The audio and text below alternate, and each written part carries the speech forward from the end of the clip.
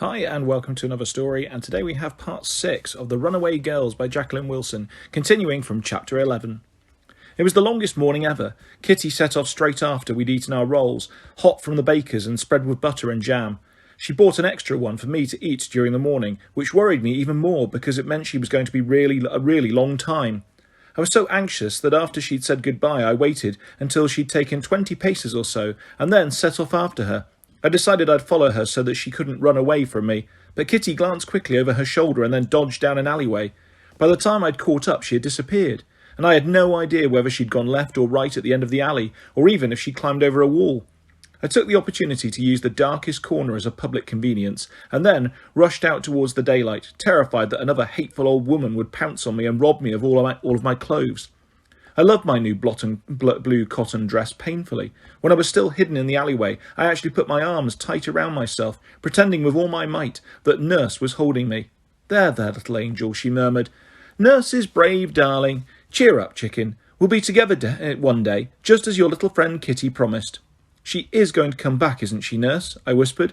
For goodness sake, my baby, stop this fretting. She came back last time, didn't she? She'll come back this time too, because she's your little friend, and you look after each other through thick and thin, said Nurse. I was a little comforted, even though I knew I was making Nurse up. It took me quite a while to find the park where we'd perform the tumbling boy. I set off in entirely the wrong direction first, and started to panic when I couldn't find the entrance anywhere, or see even a glimpse of green. I had to ask several folk out early, but this time they were polite, even reassuring. I didn't look quite the young lady, but decent enough in my frock, and the paisley shawl was good quality. One gentleman even offered to take me to the park himself, but I was a little doubtful. He seemed very kind, and he had a fresh pink face and white whiskers, but Kitty had given me serious warnings about bad men who might want to hurt me, so I ran away. It was great relief when I got to the park eventually. I found the spot where we were in yesterday and sat on a bench, eating my second roll almost without thinking. In fact, I was so hungry, I put my hand in the bag for any spare crumbs or smears of jam, and then I wadded the bag into a ball and played a listless game of catch with myself. I was quite good at catching, because I'd had a shuttle door at home and had played for endless hours after Nurse was sent away. It was only a few days since I ran out of the house, yet it seemed as if years had gone by. I didn't just look different now, I had grown into another person altogether. I was so much happier now, as long as I had Kitty. If I had had more paper bags, I could try throwing 3 balls in the air to see if I could teach myself to juggle. I rather fancied the idea. Then Kitty could sing and I could be the little juggling girl. Oh, there's the little juggling girl throwing 3 balls in the air. See them flying, see them whirl, show her that you care. Yes, it was a great start. I sang it softly under my breath, making up a new tune as I went, and after several false starts it sounded very jolly. I walked to a waste paper basket and found a discarded newspaper. I fashioned 2 more balls out of the front page and then did my best to juggle them. It was far harder than I'd imagined. I couldn't seem to just get the hang of it, and dropped all 3 balls repeatedly. 2 little boys rushed past bowling their hoops and jeered at me for my poor performance. I sat back on the bench, blushing, and straightened out the newspaper balls, pretending I was simply interested in having a read. I applied myself to the columns of print until the little boys lost interest and went on their way. Then my eyes focused on the newspaper advertisement. The Great Exhibition, opened by Her Majesty the Queen, the magnificent Crystal Palace in Hyde Park, the 8th wonder of the world, over 100,000 exhibits. Apply for tickets now.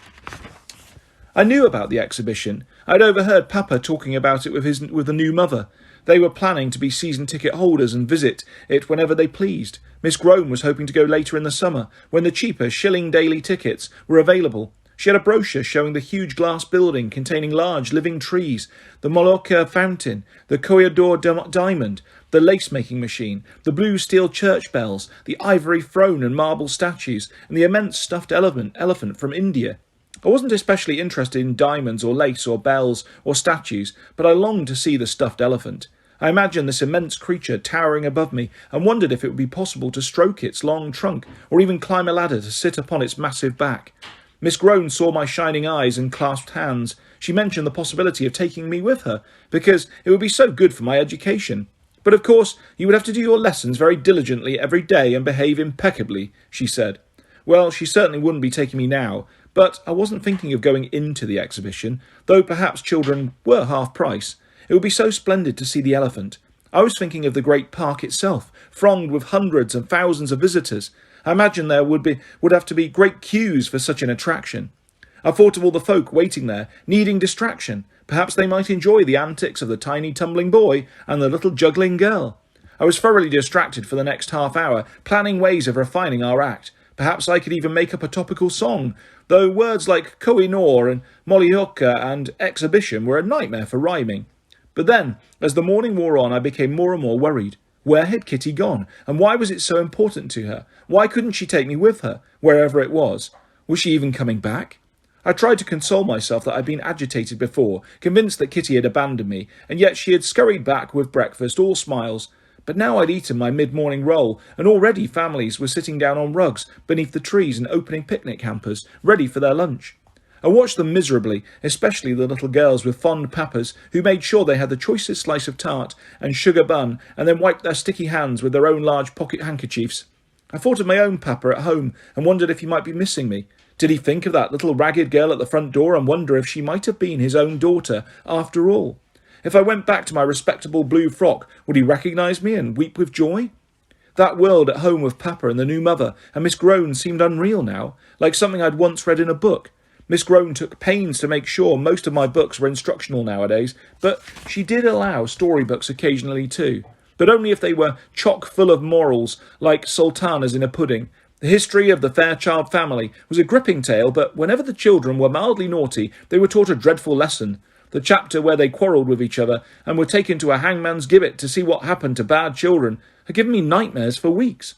The history of Lucy Browning would contain the most dreadful scenes, especially when she ran away from home. The direst things would happen to her, and when she eventually found her way back home, ready to beg for forgiveness and be punished with bread and water meals for the rest of her life, she would find her house shut up and empty. A neighbour would tell her that her poor papa had died of grief, and then Lucy would cast herself down on the stone steps and sob, repenting bitterly. I started shivering in the warm sunshine, wrapping the paisley shawl tighter around myself, and then I suddenly spotted a flash of crimson in the distance. I leapt up and waved frantically. It was Kitty. It had to be, because no one else would be wearing a red acrobatic costume, and yet this small person didn't walk like Kitty at all. She didn't have her springing step. With her head held high, she trudged slowly, with a strange jerky gait. Kitty! I ran towards her, and as I got nearer, I saw she had the beginnings of a bruise on her face and a badly grazed knee. "Oh, Kitty, what happened to you?" I gasped, rushing to put my arms around her. Nothing, Kitty mumbled ridiculously. "Did you fall over? Oh, you poor thing, you're hurt all over, and you're limping. It's nothing, I tell you, just a twisted ankle. Yes, I took a tumble, but aren't I the tumbling boy?" said Kitty, trying to be jaunty. "Don't tell such fibs. I think someone set upon you," I said, horrified. "All right.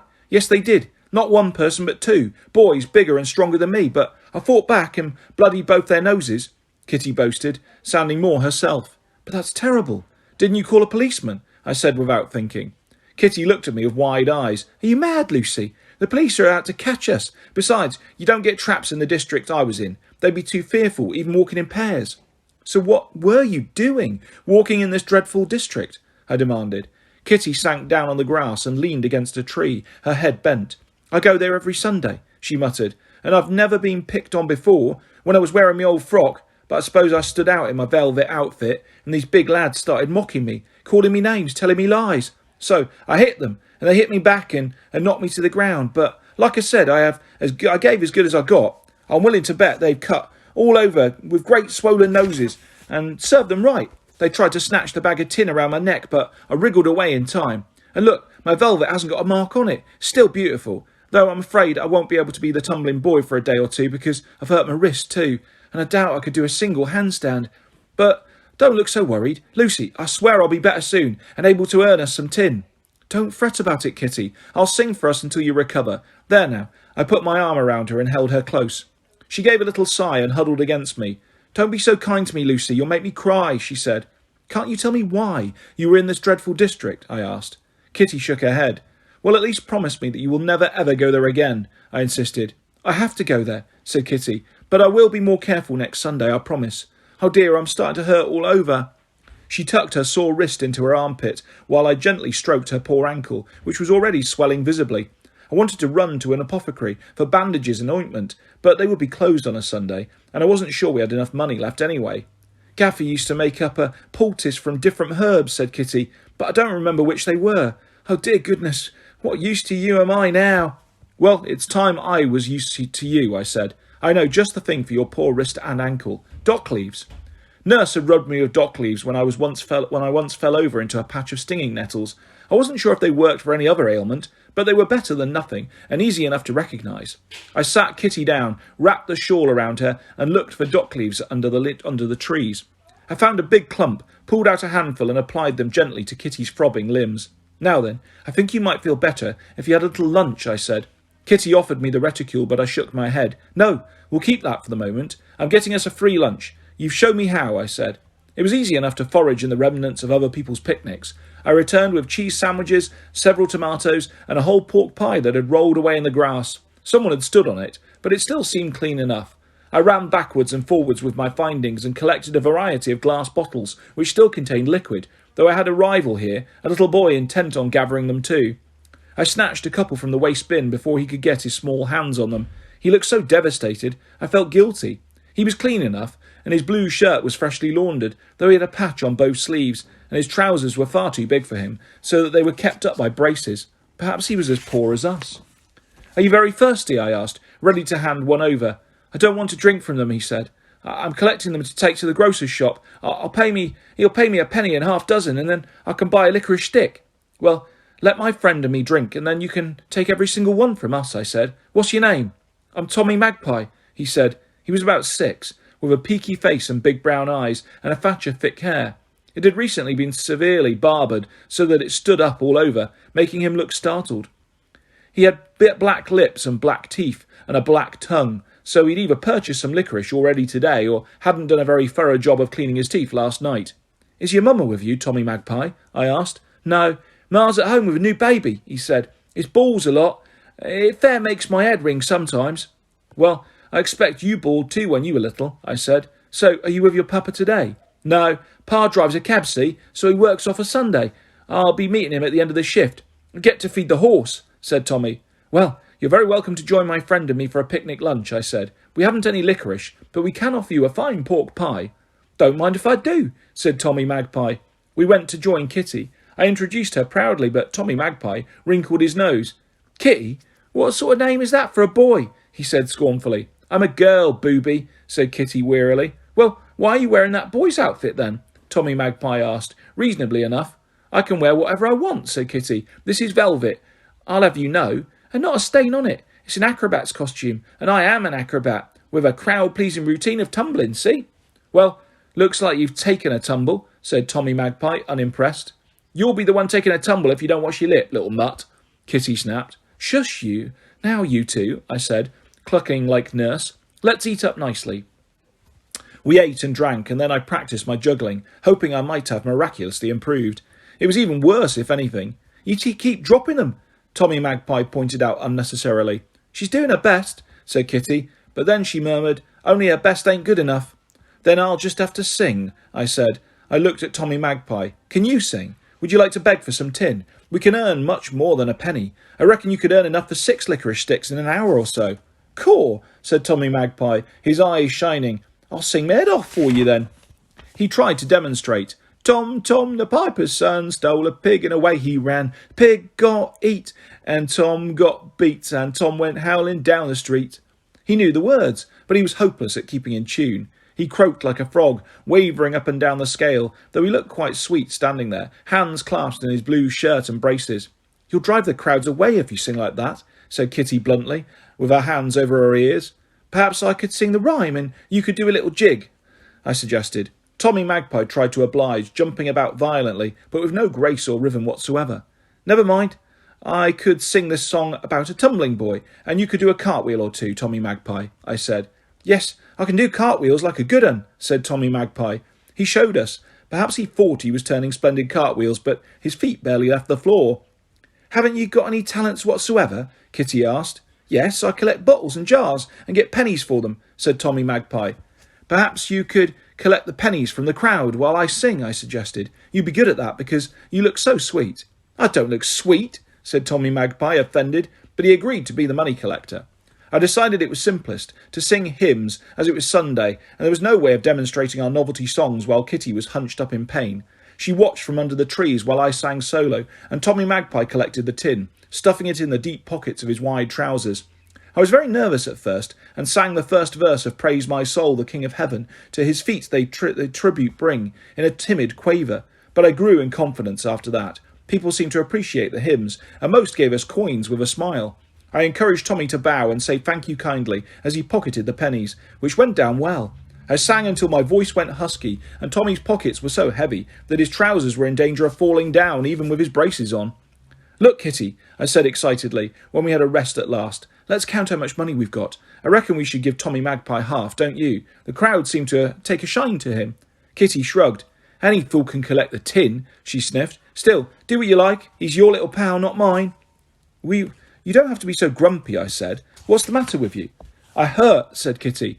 I was hurt that she wasn't pleased with me. I thought I'd done so well. I'd earned us lots of money, and I must have sung well because people smiled so. I heard one lady call me a little darling. The only person who had ever called me that before was dear Nurse. "I know you hurt, and your wrist and ankle look horribly sore, but there's no need to be so nasty to me. It's not my fault you get set upon. You didn't have to go off on that mysterious errand," I said. "Yes, I did," said Kitty, and she put her head onto her knees. She wouldn't say anything more to me, even when I pleaded with her, so I simply left her there and went off for a walk with Tommy Magpie. He jingled as he walked, pink with pride. He even managed to ignore empty ginger beer and lemonade bottles. "Don't need any more pennies. Wait till I show my ma and pa. They'll be pleased with me," he crowed. "Half of it's for Kitty and me, remember," I said. "Yes, of course, but I earned my share fair and square, didn't I? I did all the bows and said thank you over and over." "You did it all beautifully, Tommy Magpie," I told him. He grinned and bowed and thanked me. We sauntered along, enjoying the sunshine. When we saw a hokey-pokey man, I said we should treat ourselves. "We deserve it, because we've worked so hard," I said, delving into his pocket for 3 pennies. "What are you getting 3 for? There's only 2 of us," he said. "I'm getting one for Kitty too," I explained. "But she hasn't done no work." "Yes, but we can't leave her out. She's not very well, poor thing," I said. I bought Kitty her lump of hokey-pokey too, but by the time we got back to the trees, our own iced cream was finished, and Kitty's was melting all the way up my arm. "Kitty, look what I've got you. Some hokey-pokey to make you feel better," I called out. But she wasn't sitting under the tree where we'd left her. I ran around all the trees. I looked in the bushes. I hurried up and down the grass. I looked everywhere, but there was no sign of her. Kitty had gone. Chapter 12. I searched and searched. "But we've just looked in that clump of trees. She's not there, else we'd have seen her," said Tommy Magpie. "Can I have her hokey-pokey?" "No, you cannot. It's Kitty's." "But it's all melted. Can I lick your arm?" Tommy Magpie asked. "No," I said, pushing him away. All right, no need to get into such a tiz. I'll go and buy another one then," he said. "For goodness sake, how can you fuss about ice cream when Kitty's gone missing?" I said, nearly in tears. "She'll turn up like a bad penny," said Tommy Magpie. "That's what my ma always says. Only she says because we're all boys, though she was hoping like anything the new baby would be a girl. He can't go missing yet, because he can't even crawl. He's pretty useless if you ask me." "I'm not asking you. Do hold your tongue and help me look for Kitty. Do you think she might have gone out of the park altogether?" I wondered. Tommy Magpie shrugged. "I don't know. Maybe, yes. I think she's just gone home," he said. "But she hasn't got a home, and how am I ever going to find her again if she's walked off?" I said. The tears started to roll down my cheeks. "Well, she can't walk far, can she? Not with a poorly ankle. Don't get too upset. I'll do the collecting for you now. You don't need her," said Tommy Magpie heartlessly. "I do need her. She's my best friend in all the world, and I can't manage without her," I shouted. "Really?" The voice came from right up above me. I craned my neck, and there was Kitty sitting high up in the tree like a monkey. "What are you doing up there? Come right down this instant," I commanded. Kitty scrambled down expertly, even with all her injuries, and landed cleverly on one leg so she didn't jar her ankle. "How dare you hide like that? I was so worried. You must have seen me looking for you and heard me shouting. You were hiding there just to plague me, weren't you? You're a wicked girl." I took hold of her by the shoulders and gave her a good shaking. "Ow! Stop it! Leave go of me! I was hiding up in the tree to get away from this interfering old biddy who wanted to take me into that hospital for sick children. Catch me going there, I'd catch a fever and be dead as a doornail within a week. That's what Gaffer always says," said Kitty. "Stop talking nonsense. You were doing it to worry me. You got jealous because we managed to make a lot of tin without you, me and Tommy Magpie, I said. You don't like that I've made another friend. As if I care, said Kitty, but I saw that her cheeks were tear-stained too. I suddenly stopped being angry with her. Oh, Kitty, I was so scared you'd really walked off and left me this time, I said, and I gave her a big hug. You noodle, said Kitty, but she hugged me back hard. We stick together, you and me. Yes, we do, I said. And me, said Tommy Magpie. I do the collecting. Any fool can do that, said Kitty. You give us the tin and then buzz off. I said he could have half of it, I said. He did try hard. Yes, I did, said Tommy Magpie indignantly. He didn't sing or dance or tumble, said Kitty. He just collected. I did it beautifully, said Tommy Magpie. I asked nicely and looked at them like this. He rearranged his round face into a grotesque caricature of wistfulness, his eyes wide, his mouth sucked into an O. Kitty burst out laughing. All right, you can have a quarter, she said. Turn your pockets out, Tommy, and we'll give you back your share. She sat down and counted out the money and then gave him back some pennies. My share's more than that, said Tommy Magpie, watching her beadily. Just testing your arithmetic, said Kitty. She stood up to give him a further handful. Momentarily forgetting her ankle, she winced with pain and said a very, very rude word. Oh, my ma would give me a royal beating if I said that, said Tommy Magpie, giggling. Well, it bloomin' well hurt, said Kitty. You need some of my ma's yellow ointment, said Tommy Magpie. She rubs us with it when we're gone and hurt ourselves, and it makes us better in no time, truly.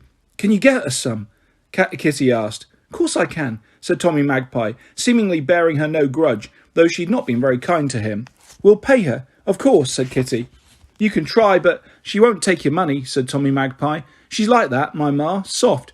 But you know what mothers are like. Kitty and I were silent. We didn't know what mothers were like, though we wished we did. Come on then, girls, said Tommy Magpie, taking both our hands. After just a few wincing steps, we realised we'd have to give Kitty more help than that.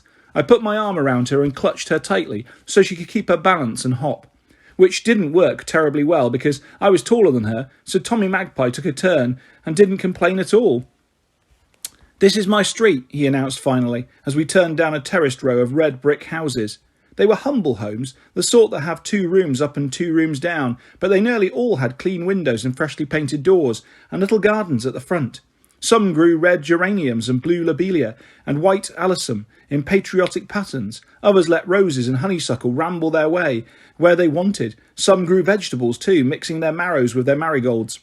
Tommy Magpie's garden was high with hollyhocks, pink and red and yellow, all of them towering over his head, and his front door was painted a shining green to set them off. We stood by his gate, peering. Come in, he said, beckoning. The door's on the latch. Your ma will wonder who we are, said Kitty. No, she won't. She'll just say, come in, chickies, and have some bread and dripping. You'll see, said Tommy Magpie. Kitty would never have agreed normally, but she was pale and pinched with pain, so she simply nodded wearily. We trooped up the crazy paving and went in the door. There was no hall at all, so we found ourselves in the living room straight away. It was crammed full of children. I stared in astonishment, wondering whether they could possibly all be Tommy's siblings. There were so many boys joshing each other, wrestling on the rug, playing marbles over the bare floorboards, pulling hideous faces at each other. But there were also a few little girls in pinafores, swapping glass beads and playing with a family of Dutch dolls. A plump woman with a pink face lay on the sofa with her blouse open, feeding a baby. I couldn't help staring, because I'd never seen such a thing before, and felt my own face going pink with embarrassment. But the lady seemed perfectly at ease. She gave Kitty and me a big smile. Come in, chickies, and have some bread and dripping, she said. Tommy Magpie gave a whoop and punched the air. Told you she'd say that, didn't I? The exact words, he said triumphantly. I didn't even know what bread and dripping was. Well, bread was familiar enough, but the coarse brown loaf on the board on the table looked very different from the dainty slices of white bread I'd eaten at home. There was also a blue and white striped pudding basin containing some strange beige substance. What is it? I whispered to Kitty, who was cutting the bread expertly in spite of her sore wrist. Dripping. It's all the juices and fat from the Sunday roast. Farmers' wives used to give it to Gaffer and me. It's good. Very good, said Kitty. I wasn't at all sure. It looked perfectly revolting, and the slice of bread was too large and still had its crust on. But when I took a tentative bite, I was surprised. It really did taste good, meaty and satisfying, and the bread was nutty and wonderfully filling. Kitty and I ate our slices with relish. Is that nice? The woman asked. You two look as if you haven't eaten for weeks. It's positively delicious. Thank you so much, Mrs. Magpie, I said. Oh, what a lovely little way of speaking you have, dear. I wish my kiddies talked like that. But it's not Mrs. Magpie, bless you, it's Mrs. Chubb. We nicknamed our Tommy a magpie because he's just like one. Ever after sparkly gorgoo jujus and hiding them away. Aha, he's been at it up the park. See, his trousers are all slipping down one side. I reckon it'll be full of shiny stones and bottle tops and even an old bottle itself. Because you save them up to swap for licorice, don't you, darling? And judging by the black around your mouth, you've already had one. Well, you're wrong, Ma, because I've had a pocket full of real money, look, said Tommy Magpie, sticking his hand in the bulging pocket and bringing out a fistful of pennies. Oh, my lord, Tommy Magpie, what you gone and done? Said Mrs. Chubb, sitting upright. The baby protested furiously, momentarily dislodged from his supper. I've been collecting, Ma, and I'm ever so good at it, ain't I, Lucy? Said Tommy Magpie. Shh, now, Kitty said sharply, moving to give him a nudge. Mrs. Chubb looked at her properly now. Oh, dear, have you taken a tumble, little curly knob? Tommy Magpie, run and fetch a bowl of cold water and some clean rags, and Ma's special golden ointment. There's a good lad. Why didn't you tell me this little missy has been in the wars? Said Mrs. Chubb, sitting the angry baby up and rubbing its back vigorously. It gave such a loud belch that the roomful of children all rocked with laughter. Tommy ran his errand well and brought back everything Mrs. Chubb had asked for. She handed him the baby in exchange. I don't want him, Ma. Oh, he's all soggy, Tommy Magpie protested, holding him at arm's length. Well, get on and change him then, son. You're the eldest, said Mrs. Chubb, sitting Kitty beside her and tutting all over her injuries. I realised I was actually the eldest child in the room, and I knew how to change a baby because I'd watched the new nurse dealing with Angelique. I will change him. I have a baby sister, Mrs. Chubb, I said to reassure her. I'm very experienced. This last sentence was a downright lie, but I'd often longed to have a go at tending Angelique. Babies were so much more interesting than dolls. Well, thank you kindly, little sweetheart, said Mrs. Chubb. Pop him upstairs to the bedroom. I took hold of the baby carefully, making sure his head was supported, and carried him up the rickety stairs. I was immensely curious to see what the Chubb bedrooms were like. They proved much poorer and plainer than the bedrooms at my own home, but I thought they were beautiful. One room had 5 truckle beds, each with a gay knitted coverlet in a different wool, red, yellow, blue, green and purple. The walls were stuck all over with pictures from magazines and papers. I thought how comforting it would be to wake up in one of these little beds and look at all these pictures of chubby children and cats and dogs and horses and country cottages and carriages and cabs. The second bedroom had one large bed with a crocheted coverlet all the colours of the rainbow. There was a washstand with a flower-patterned china jug and basin, and a chest of drawers, with the bottom biggest drawer taken out and put beside the bed. It had been turned into a little cot, with a pillow for a soft mattress and a snowy white coverlet. There were only 2 pictures on the whitewashed walls, one of the couple holding hands and gazing at each other lovingly above the big bed, and the other of little cherubs stuck right above the makeshift baby cot. You're a very lucky little baby, I told her, as I laid him gently on the rug and gingerly took off his wet napkin. I found his bare bottom very alarming, but I washed him and dabbed him dry, and then tucked a clean napkin into place, wishing he wouldn't wriggle so, particularly when I was trying to fasten the safety pin. It took me several goes, but at last it was on, and when I held him up, the napkin stayed securely attached. I felt so triumphant, I kissed the baby, and he stopped whimpering and gave me a smile. You're rather a dear little baby. My own little sister never smiled at me like that, I said. Oh, I wish Kitty and I could live here and be your proper big sisters. Wouldn't that be lovely? But when I took him up downstairs, I found Mrs. Chubb speaking sternly to Tommy Magpie and Kitty scowling ferociously. Oh dear, what's the matter? I said. Well, you might ask, little sweetheart, said Mrs. Chubb, and she took her head at me. Were you involved in this begging lark too? I nodded, shamefaced. Can't believe it, she said. You with your lovely voice and pretty manners, begging in the street. It wasn't in the street, Mrs. Chubb. It was in the park, and it wasn't truly begging. I was singing, I said. Singing, so that good folks would give you money. Well, I calls that begging, plain and simple, and that's an abomination, and I won't have it, do you hear? Especially when it involves my Tommy Magpie. He's a good lad, even though he can be led astray at times. He pleaded with us to let him have a go, said Kitty angrily. She glared at Tommy Magpie. Why did you have to blab it all out? Now look what's happened. She stood up, though Mrs. Chubb was only half finished with her bandaging. Come on, Lucy, we don't need to listen to this lecture. Let's scarper. Now you hold still a minute, Miss Hoity-Toity. You can't go anywhere, not with a sore ankle like that. Let me tend it for you, and then when my other half comes home, he'll carry you back to your ma and pa. You're only a little scrap of a thing, and he's strong as an ox. Ain't got no ma and pa, Kitty muttered. Now, Now, don't start telling me stories, said Mrs. Chubb. It's true, I said, determined to defend Kitty. We haven't got any proper parents. I knew this was a downright lie, because I still had Papa, but I felt he wasn't really a proper parent if he'd not recognised me and turned me away from my own doorstep. That's why we're forced to beg, though it's honestly more like entertaining. I know it's a little shameful, but I can't think of anywhere in the Bible where it says, thou shalt not beg. I sang hymns today too, because it's Sunday. That's true, Ma. She was singing loads of hymns. Word perfect she is, said Tommy Magpie. Then I'm truly sorry, my poor dears. I've judged you far too hasty-like. My lord, what a world we live in when little tots like you have to beg for their bread. Well, you're welcome to come here any time and have a slice and a bit of loving care, like all the little ones here, she said. It turned out that they were mostly neighbours' children, whose mothers were out working the Sunday shift at the local factory. Mrs. Chubb acted like an unofficial childminder for all of them.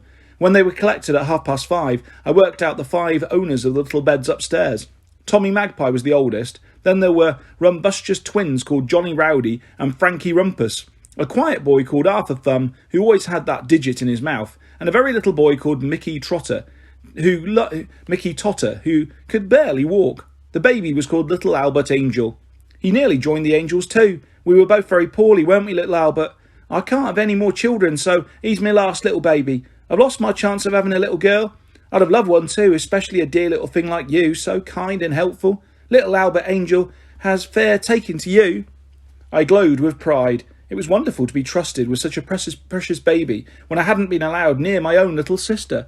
I knew Kitty was impatient to be off as soon as she was bandaged, but I wanted to stay with this lovely family as long as possible. Tommy Magpie put on a very large cap, much too big for his shorn head, and announced that he was off to meet his pa and help him stable the horse. We'll come too, said Kitty eagerly. I knew she thought it would give us a chance to run for it, but when she stood up, she could see that running was impossible. She had stiffened up and could barely stand. You need to rest that ankle, my dear. It needs time to heal, said Mrs. Chubb. You walk on it now, and then it might never mend. I can hop, can't I? Said Kitty, but she was grey with pain and looked in a poorly state. I think you need to come here on the sofa with me and take the weight off that poor little leg, said Mrs. Chubb. She gently pulled Kitty up onto the sofa and put her arm around her. I'd have found that heavenly, but Kitty stiffened and edged as far away as possible. Tommy Magpie took my hand. You come and meet Pa with me, he said. I looked at Kitty, silently asking for permission. She shrugged sulkily. I felt a little cross with her. She was behaving very rudely when Mrs. Chubb was being so kind to us. I knew Kitty was in a lot of pain, but it wasn't my fault she'd been attacked by these savage boys. Lucy's a real little lady, Tommy Magpie. She don't want to get to a mucky stable and have the hoss breathing all over her, said Mrs. Chubb. It would scare her silly, Kitty muttered. I'd like to, I said. Come on, Tommy, show me the way. The stables weren't too far away. Tommy Magpie kept hold of my hand, skipping beside me. He chattered non-stop about his pa, telling me he was big and tall and so powerful he could pick a child right up in the air with just one hand. He told me about Nelson, too, the horse that drew the hackney cab, a giant of a creature and as strong as 6 oxen, even though he was ageing, but he still had all his teeth, top and bottom set. He won't bite, will he? I asked. Nah, Nelson's got the gentlest nature of any horse in the world. Pa lets me feed him slices of apple for a treat, and his lips tickle my hand, as soft as feathers, Tommy Magpie declared. Look, I'll show you. Hold out your hand. I did so, and Tommy bent and snuffled at it, pretending to eat. I tried him with licorice, but he don't care for the taste, so he blew it out of his nostrils like this. Tommy Magpie demonstrated, laughing. I was expecting a giant man and a mammoth horse, but when we got to the stables I saw a small shrunken man who clearly went to the same barber as Tommy Magpie, and an old grey nag with a weary expression and long yellow teeth. Dad! Nelson! Tommy Magpie cried, as if they'd been parted for months. Mr. Chubb swung Tommy round and round in the air, and Nelson cocked his head up and snuffled hopefully. Who's your little lady friend, young Tom? Asked Mr. Chubb, nodding at me. That's Lucy. We were playing in the park together all day long, said Tommy Magpie, sensibly not mentioning his collecting role in case his pa grew as stern as his ma over the begging issue. She's got another friend too, a fierce girl, but she's at home because she's hurt herself. Mr. Chubb nodded, clearly used to Tommy Magpie collecting up waifs and strays the way he collected bottles. She wants to have a go at giving Nelson a treat, Pa, Tommy Magpie said. She can, can't she? Surely. We'll just give her a nice rub down first and get him comfortable, said Mr. Chubb. Tommy Magpie attended to Nelson's flanks, while his father rubbed the rest of him. Then Mr. Chubb produced an apple from his pocket and cut it in half with his penknife. Tommy went first to show me exactly how to hold my hand out. Then I went second and shivered with excitement when Nelson's lips snuffled my hand. They were as gentle as Tommy Magpie had promised, and I patted his head very fondly. "There now, Nelson," I murmured. "Good boy. It must be lovely to get that horrid bit and bridle off and be free of that heavy cab." "He don't mind it, miss. He's got used to it, see? Knows it's his job. But it's nice that you're such a thoughtful little lass. Would you like a go on riding the old boy before I settle him down for the night?" Mr. Chubb asked. I could hardly believe my luck. "Oh, please, I would love that more than anything," I breathed. Mr. Chubb might be small and rather wizened, but he proved as strong as Tommy had boasted. He picked me up easily and gently pushed me right into Nelson's back. I tried to hitch both legs to one side, but he frowned at me. "You'll tie your legs in knots if you're not careful. I could never be doing with that side saddle nonsense. You can't be in control of a hoss like that," he declared. So I rode Nelson round the stable yard, sitting bareback, with a leg at either side. I tensed up for a few seconds because it seemed so extraordinarily high, but I soon got my balance and sat very upright, jogging up and down to Nelson's stride. I clutched a few strands of his long silvery mane, but took care not to pull on them. "That's it, miss. Why, you're a natural. Look at her, Tommy Magpie. She looks like them toffs what ride in Rotten Row," said Mr. Chubb, slapping his side. I wondered if he was simply being kind, but gloried in his praise all the same. I wanted to stay riding Nelson all evening, but I could only stay on his back a few minutes. "He'll be feeling a bit tired, miss, after a full working day, and we have to get home anyways, because it's supper time," he said. He helped me down again, and I cradled Nelson's head and gave him a kiss.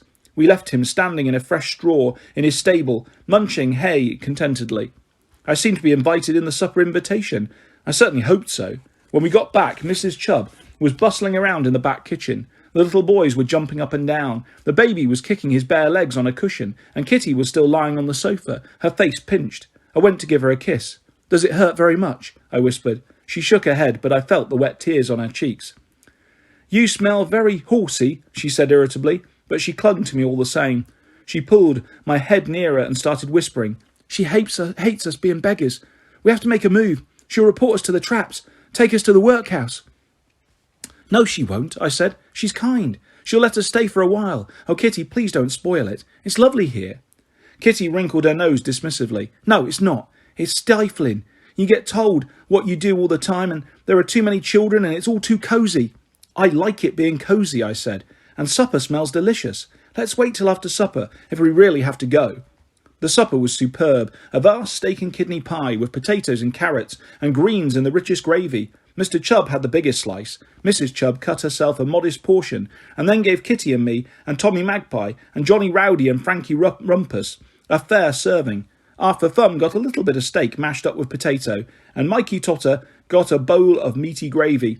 Little Albert Angel had already had his supper and dozed on Mrs. Chubb's lap. I'd seen steak pies at home, but never tasted one. I was told steak was too rich for a little girl, and it would make me ill. I didn't feel ill at all now, just deliciously full and rather sleepy.